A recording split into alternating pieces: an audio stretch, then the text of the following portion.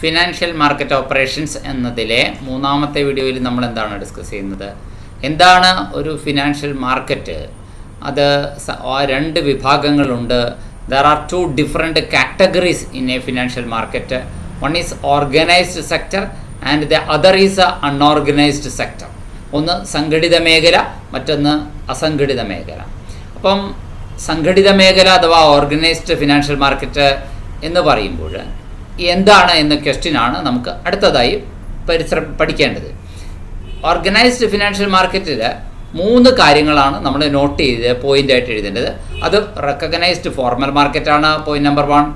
2, അവിടെ റൂൾസും റെഗുലേഷൻസും ഉണ്ടായിരിക്കും.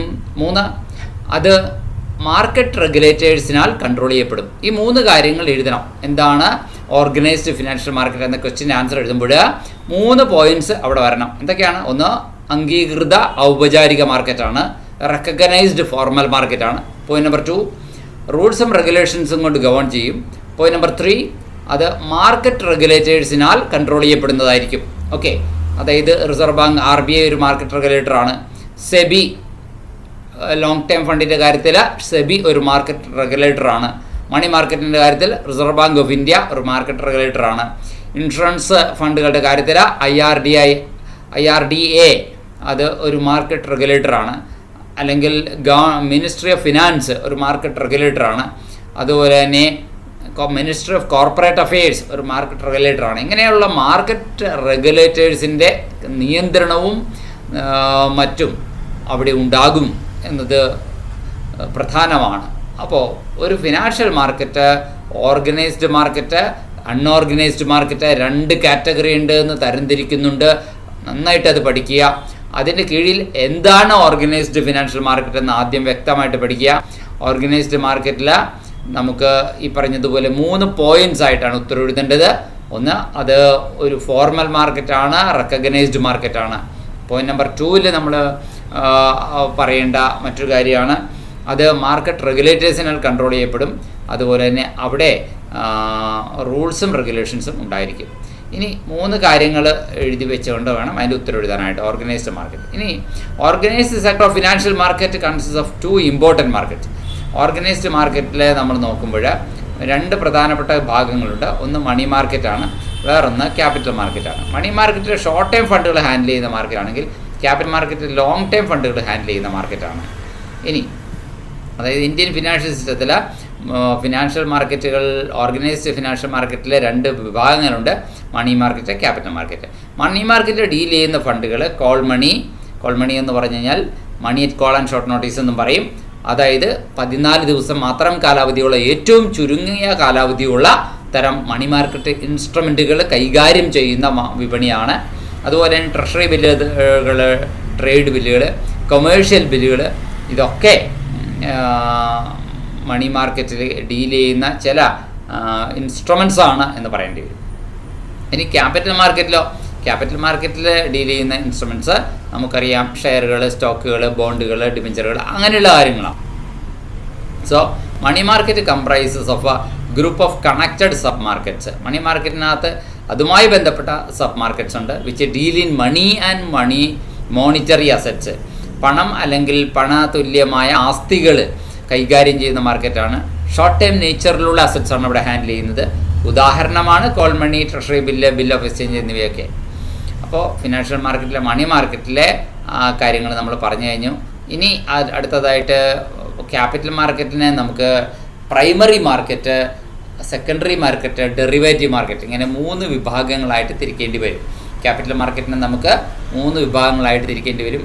Primary market എന്ന് പറഞ്ഞാൽ ന്യൂ ഇഷ്യൂ മാർക്കറ്റ്, ഒരു കമ്പനി അതിൻ്റെ ഷെയർ ആദ്യമായിട്ട് ഇറക്കുന്ന മാർക്കറ്റ് അല്ലേ, ന്യൂ ഇഷ്യൂ മാർക്കറ്റ് എന്ന് പറയും. ഇനീഷ്യൽ പബ്ലിക് ഓഫർ നടത്തുന്ന മാർക്കറ്റ്. അത് കഴിഞ്ഞ് കഴിഞ്ഞാൽ സെക്കൻഡറി മാർക്കറ്റാണ്. ആദ്യമായി ഒരു കമ്പനിയുടെ ഷെയർ വാങ്ങിച്ച ഷെയർ ഹോൾഡേഴ്സിന് പിന്നീട് കുറച്ച് നാൾ കഴിയുമ്പോൾ ആ ഷെയർ അവർക്ക് വേണ്ട, പണം അത് വിറ്റ് പണം കിട്ടിയാൽ മതി എന്ന് പറയുമ്പോൾ കമ്പനിക്ക് തിരിച്ചു കൊടുക്കാൻ സാധിക്കില്ല. പിന്നെ എന്ത് ചെയ്യാൻ സാധിക്കും?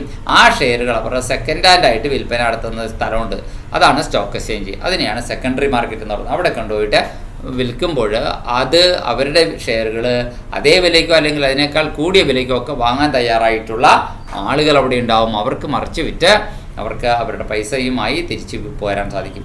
അതിന് വഴിയൊഴുക്കുന്ന സെക്കൻഡ് ഹാൻഡ് ഷെയറുകളുടെ വിൽപ്പന സാധ്യമാക്കുന്നവയാണ് സെക്കൻഡറി മാർക്കറ്റ് അഥവാ സ്റ്റോക്ക് എക്സ്ചേഞ്ചുകൾ.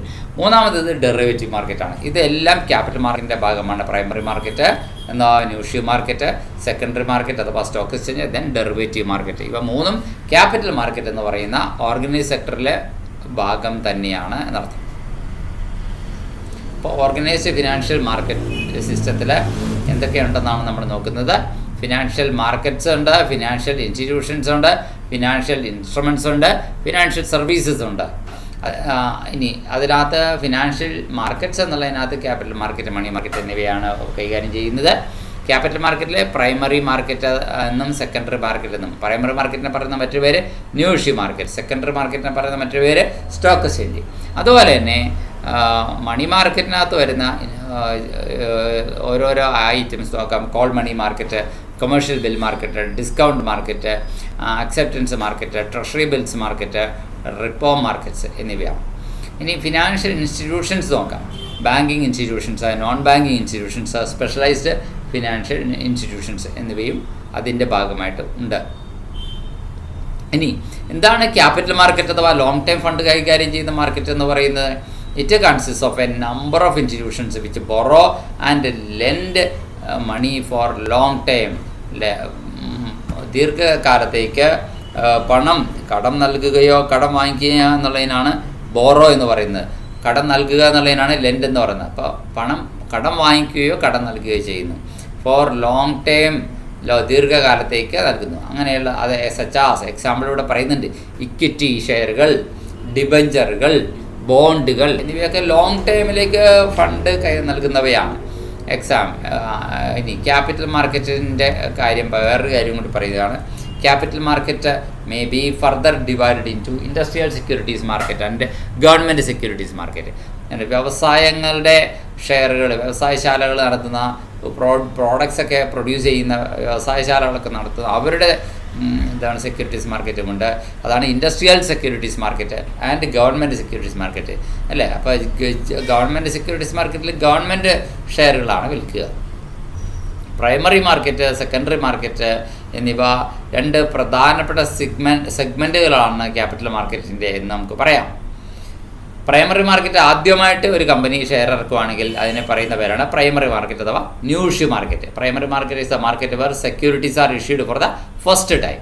എന്നാൽ securities issued in the primary market are traded in the secondary market. Primary market ഒരിക്കലും ഇഷ്യൂ ചെയ്ത ഷെയറുകൾ പിന്നീട് അത് സെക്കൻഡ് ഹാൻഡായിട്ട് വിൽക്കണമെങ്കിൽ തീർച്ചയായിട്ടും അത് അവിടെ കൊണ്ടുപോയിട്ട് കാര്യമില്ല. അത് കൊണ്ടുപോകേണ്ടത് സ്റ്റോക്ക് എക്സ്ചേഞ്ചിലാണ്. സ്റ്റോക്ക് എക്സ്ചേഞ്ചിൽ കൊണ്ടുപോയി നമുക്ക് വേറൊരു ഗ്രൂപ്പിന് വിറ്റിട്ട് ആ പണം നമുക്ക് റിലീസാക്കാവുന്നതാണ്. A well developed and well functioning financial market is necessary for the economic growth of any country. India എന്നല്ല, ലോകത്തിലെ ഏത് രാജ്യത്തിൻ്റെ ആണെങ്കിലും സാമ്പത്തിക പുരോഗതിക്ക് വളരെ അത്യാവശ്യമായ ഒരു കാര്യമാണ് നന്നായി വികസിച്ച ഒരു ഫിനാൻഷ്യൽ മാർക്കറ്റ് അവിടെ ഉണ്ടായിരിക്കുക എന്നുള്ളത്. Unorganised financial market is an informal arrangement of financial intermediation. Financial ഇൻ്റർമീഡിയേഷന് വേണ്ടിയിട്ടുള്ള ഇൻഫോർമൽ അറേഞ്ച്മെൻ്റ് ആണ് അൺഓർഗനൈസ്ഡ് ഫിനാൻഷ്യൽ മാർക്കറ്റ് എന്ന് പറയാം, അസംഘടിത മേഖല എന്ന് പറയാം.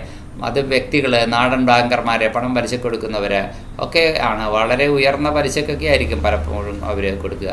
എക്സ്പ്ലോയിറ്റേഷൻ അവിടെ നടക്കുന്നുണ്ട്, അസംഘടിത മേഖലയിൽ പണം പലിശ കൊടുക്കുക. ഇനി നോൺ സ്റ്റാൻഡേർഡൈസ്ഡ് പ്രൊസീജിയേഴ്സ് ഉണ്ട്. നിശ്ചിതമായ സ്റ്റാൻഡേർഡ് നടപടിക്രമങ്ങൾ പാലിക്കാതെ തന്നെ നോൺ സ്റ്റാൻഡേർഡ് പ്രൊസീജിയേഴ്സ് അവിടെ നടക്കാറുണ്ട്. And is out of the purview of the market regulators. പലപ്പോഴും മാർക്കറ്റ് റെഗുലേറ്റേഴ്സ് ആയിട്ടുള്ള RBI അല്ലെങ്കിൽ SEBI അല്ലെങ്കിൽ IRDA അല്ലെങ്കിൽ മിനിസ്ട്രി ഓഫ് കോർപ്പറേറ്റ് അഫയേഴ്സ് അല്ലെങ്കിൽ മിനിസ്ട്രി ഓഫ് ഫിനാൻസ് ഇങ്ങനെയുള്ള സ്ഥാപനങ്ങളുടെ മേൽനോട്ടത്തിൽ നിന്ന് ഒഴിഞ്ഞു മാറിപ്പോകുന്ന ഇത്തരത്തിലുള്ള അൺഓർഗനൈസ്ഡ് സെക്ടറിലെ പല ചിട്ടി ഫണ്ടുകൾ, നിധികൾ, local money lenders, local bankers എന്നിവരുടെയൊക്കെ പ്രവർത്തനങ്ങൾ അതുമുണ്ട്. ഇനി ഫിനാൻഷ്യൽ സർവീസസ് മാത്രമല്ല, ഫിനാൻഷ്യൽ ഇൻസ്റ്റിറ്റ്യൂഷൻസിനെ കുറിച്ചാണ് അടുത്ത ഭാഗം. ധനകാര്യ സ്ഥാപനങ്ങളെക്കുറിച്ചാണ്. Financial institutions are organisations that mobilise savings and provide finance or credit to individuals and organisations. വ്യക്തികൾക്ക് വായ്പ, ക്രെഡിറ്റ് എന്ന് പറഞ്ഞാൽ വായ്പ നൽകുക, അവരുടെ സമ്പാദ്യങ്ങളെ മൊബിലൈസ് ചെയ്യുക, സമാഹരിക്കുക എന്നിങ്ങനെയുള്ള കാര്യങ്ങളാണ് അതിൽ വരുന്നത്. ടു ഇൻഡിവിജ്വൽസ് ആൻഡ് ഓർഗനൈസേഷൻസ്, വ്യക്തികൾക്കും അതുപോലെ സ്ഥാപനങ്ങൾക്കും. These institutions R necessary four free fair and transparent market operations. ഈ സ്ഥാപനങ്ങൾ അത്യാവശ്യമാണ്. കാരണം എന്താണ്? Free fair and transparent market operations. സ്വതന്ത്രമായ, നീതിനിഷ്ഠമായ, സുതാര്യമായ കമ്പോള പ്രവർത്തനങ്ങൾക്ക് ഇത്തരം സ്ഥാപനങ്ങളും ആവശ്യമാണ് എന്നതാണ് മറ്റൊരു വസ്തുത.